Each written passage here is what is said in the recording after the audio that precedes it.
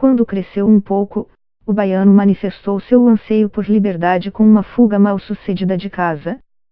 Depois, aos 16, resolveu ir andando de Salvador até o Rio de Janeiro. A andança abriu caminho para uma aventura ainda maior, um inédito percurso de bicicleta de Salvador a Nova York.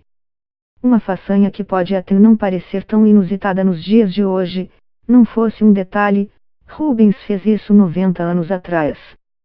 Era 15 de março de 1927 e faltavam 5 meses para o jovem completar 18 anos. Medindo 1,70 m e pesando 65 quilos, partiu de sua cidade natal, com roupa de escoteiro, para ir pedalando até o que era na época a maior metrópole do mundo. Ele acordou cedo, despediu-se da mãe e da irmã, e foi para a porta do jornal Diário de Notícias. Com direito a fogos, curiosos e cobertura da imprensa, um grupo de mais de 100 ciclistas lhe fez companhia no início do trajeto.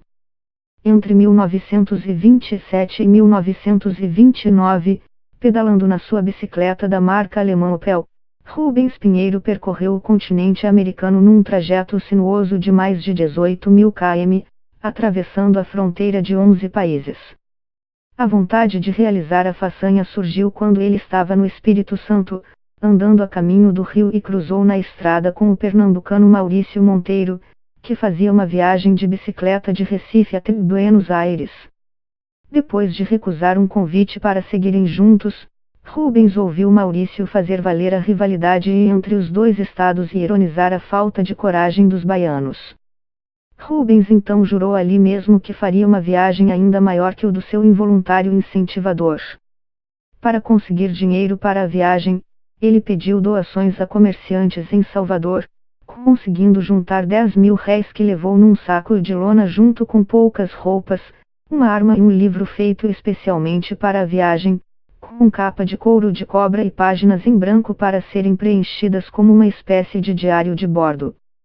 Estou disposto a tudo, inclusive a passar sede e fome, sofrer aborrecimentos, raspar sustos, e que Deus me livre das sussuaranas e das jararacas, carregar a bicicleta nas costas. Quero conhecer Nova York sem ser em fotografia, declarou ao Diário de Notícias no dia de sua partida. Ele seguiu para a cidade vizinha de Santo Amaro da Purificação, para despedir-se de Eutímia, sua namorada. Ela lhe deu uma foto dela para que, quando Rubens chegasse em Nova York, fosse publicada junto com a dele pela imprensa norte-americana. Seguindo pelo interior da Bahia, Rubens colidiu com a bicicleta de um ciclista com quem apostava corrida, danificando sua Opel, que teve de ser levada de trem para ser consertada em Salvador. Ele desistiu de esperar por ela e pegou outro trem de volta para a capital, para resgatar a bicicleta. Aproveitando a Semana Santa, resolveu ficar mais uns dias com a família, o que levou as pessoas que o encontravam na rua a questioná-lo em tom de ironia: já voltou de Nova York? Rubens retomou sua jornada e não parou mais. Para sobreviver na estrada, fazia o possível para arrecadar o dinheiro necessário para continuar. Para isso, gostava de exibir-se em praça pública fazendo manobras com sua bicicleta em cada cidade a que chegava.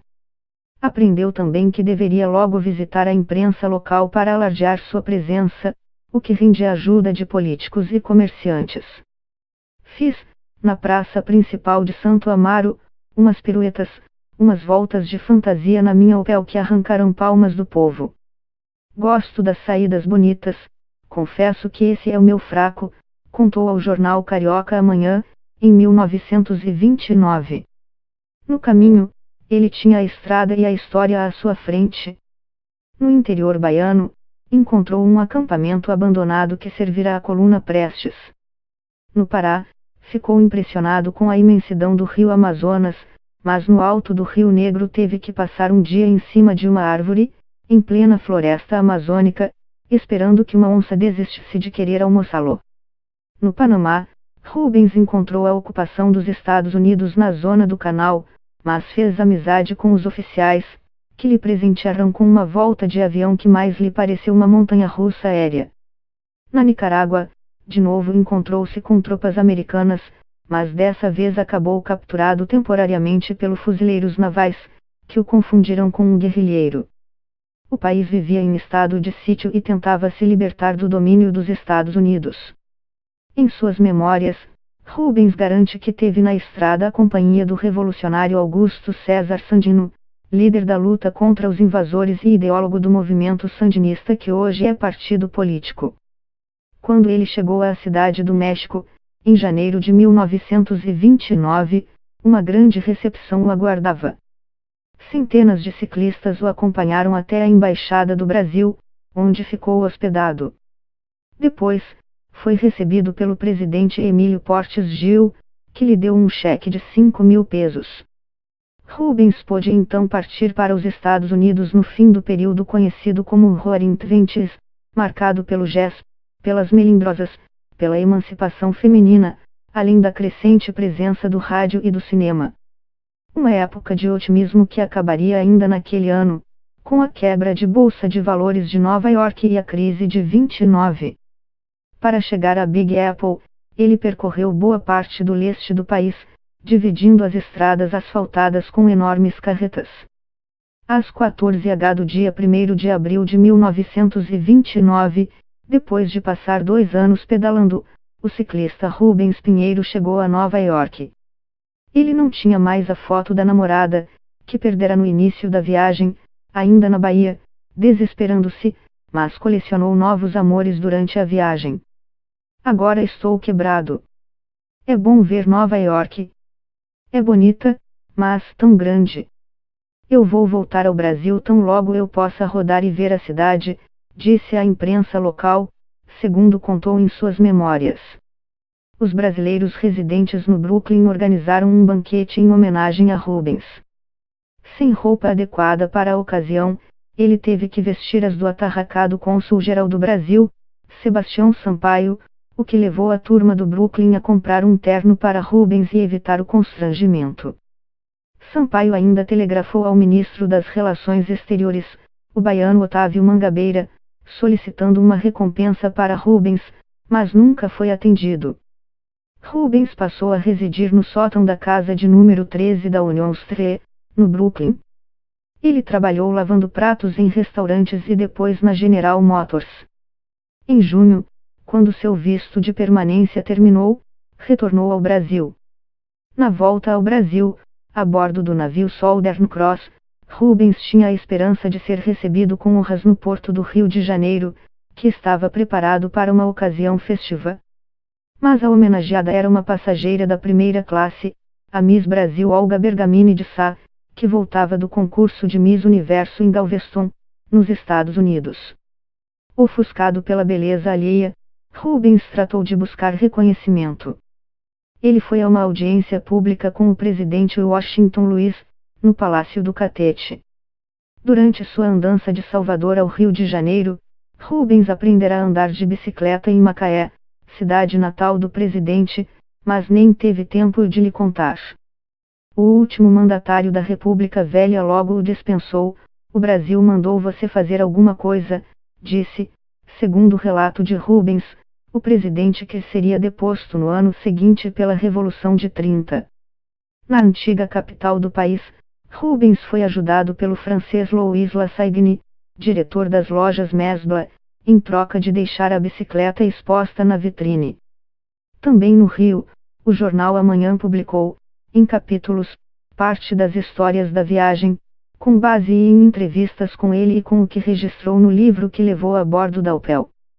De volta a Salvador, uma missa na Igreja do Bonfim, organizada pelo próprio Rubens, levou uma multidão de curiosos para saudá-lo. Na saída da igreja, ele se exibiu para o público pedalando de costas na escadaria e na ladeira do Bonfim, sendo ovacionado.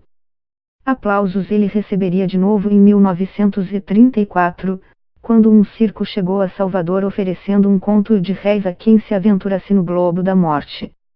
Rubens ganhou o prêmio e seguiu com o circo, mas acidentou-se seriamente após uma sequência de loopings, 3 anos depois. O único momento em que sentiu-se homenageado foi em 1979, quando a façanha completou meio século. Uma nova missa foi realizada na Igreja do Bonfim e uma comemoração na Praça Municipal teve direito a um bolo de 50 metros de altura, confeccionado por alunos da Faculdade de Engenharia, que também puseram nele 50 lâmpadas e construíram uma plataforma interna para que uma das netas de Rubens surgisse no topo do bolo. No mesmo ano, ele contou suas memórias num livrinho azul de meras 68 páginas, vendido por ele mesmo, agora a bordo de uma cadeira de rodas que o acompanhou em seus últimos anos. No texto, queixou-se da sorte comparando-se a Ícaro, filho de Dédalo na mitologia grega, e se disse um herói esquecido. Filha mais velha de Rubens, Olga Pinheiro foi batizada em homenagem à Miss Brasil Olga Bergamini de Sá. Aos 87 anos, é ela quem guarda o livro de viagem com capa de couro que, além dos relatos de Rubens, leva a assinatura de presidentes, autoridades e testemunhas da viagem em bicicleta do pai. Um dos netos, também chamado Rubens Pinheiro, é ciclista como o avô e participa de provas de resistência. Meu avô significa tudo, ele para mim é a representação de que nada é impossível como atleta, define. Passados os festejos pelo jubileu, restou o esquecimento. Rubens Pinheiro morreu em 1981, aos 71 anos, sem que sua história tivesse percorrido as mesmas distâncias que ele e sua bicicleta Opel.